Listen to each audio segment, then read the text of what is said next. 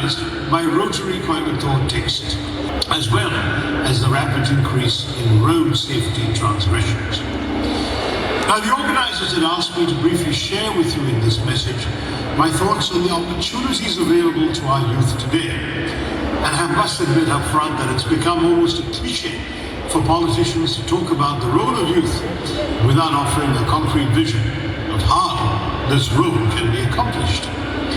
At the same time, there's a certain element of hypocrisy as well. The political class has a notorious reputation for not welcoming the increased participation of our youth, primarily because they're seen as not sufficiently experienced in order to claim the authority that the wise old greyheads and greybeards claim for themselves.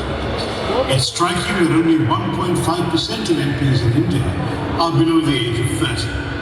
Only 1 in 4 Indian MPs, that's just less than 22% in India, are below the age of 45. Less than 1.7% of MPs worldwide are under 30. India is ranked 19th among 90 countries when it comes to having MPs below the age of 30, and we only have 1.5%. The 16th Lok Sabha has the lowest ever number of MPs in the age group from 25 to 40. So how can we possibly claim the right to speak to you, the young people of India, or for you? Yet it's an inescapable reality that contemporary changes in Indian society have enhanced the importance of youth. Opportunities have been few and far between for graduates in the 60s and 70s. And it's true that when I came out of university, indeed when I went into university, the number of choices available to me were few and narrow. There were far fewer subjects available to study, and therefore fewer career options to look forward to than there are today. It was a protectionist economy, largely closed from the outside world.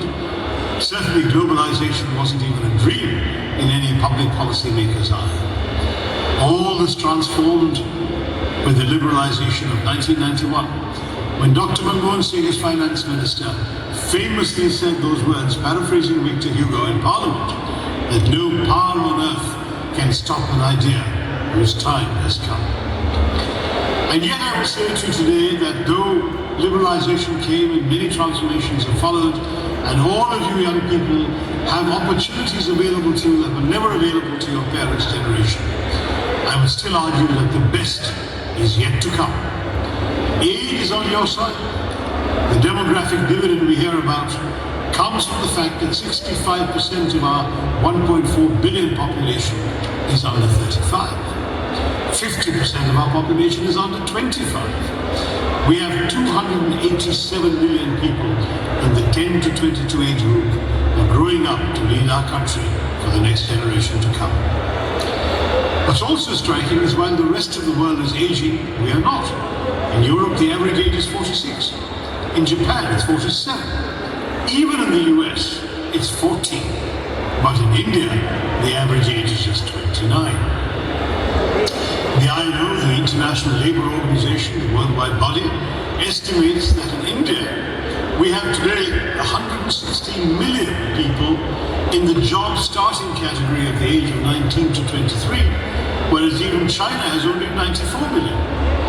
In the next 2 decades, the labour force in China will shrink by 5%. In the northern countries, Europe and America, the developed world, they'll shrink by 4%.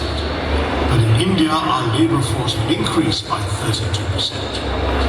How can we put these people to use? There is a great potential, of course, for this demographic dividend to turn sour and even turn into a demographic disaster. Because 400 million of our compatriots are illiterate, and we have more children who've never seen the inside of a school than any other country in the world does. We have 4.3 million child labourers, and 40% of the children in our government schools drop out by the 8th standard.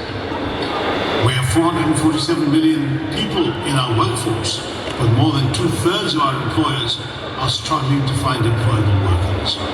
In India, only 2.3% of the workforce has received training in formal skills, whereas more than half have in the US and 68% have in the UK, and possibly 80% in Germany. Despite the challenges of finding productive employment and skilling, in the age of the internet and social media, youth are already making waves in a number of ways.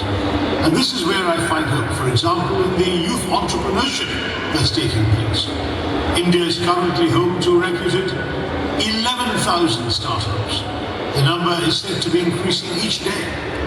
And there's so much interest in startups demonstrates India's growing faith in their potential to solve traditional age-old problems that we continue to struggle with. India is increasingly becoming an entrepreneurship-driven economy that looks towards innovation as the path to the future, where answers are being found through fresh ideas and fresh thinking. And interestingly, the average age of startup founders in India is just 28. This reflects the innovative and entrepreneurial spirit of our youth, and it points the way to many of you who are not yet 30, that your future is still ahead of you. Some will succeed, and a number will fail, but our youth will all energize our economic spaces and throw up the best available minds and talents to lead the economy and to lead the country. This will help cultivate an ecosystem of entrepreneurial effort, as the right mindset is often half the battle won in finding the right solution.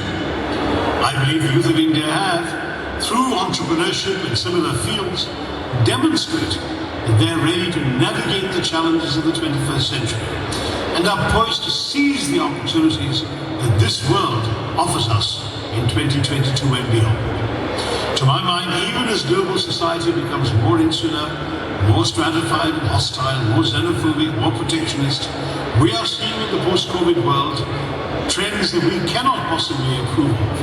And yet there now arises a unique opportunity for talented leaders like many of you in the audience today to rise to the occasion and address the acute leadership deficiency that we are currently facing.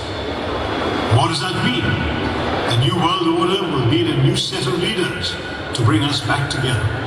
Individuals who are young today and who, though rooted in their immediate localities, are capable of displaying the necessary vision and aptitude to think beyond their immediate borders. Young people who can revive and champion the idea that we as a human community are stronger and better when we are together. Tomorrow's leaders must be youthful in spirit and enterprise, and they must not just be managers or politicians or executives.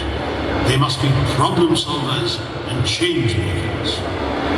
Your role, young people, as leaders and stewards of our respective communities, beckons you to a brighter and illustrious future for all of India. Good luck with UR 22. Thank you. Jai Hind.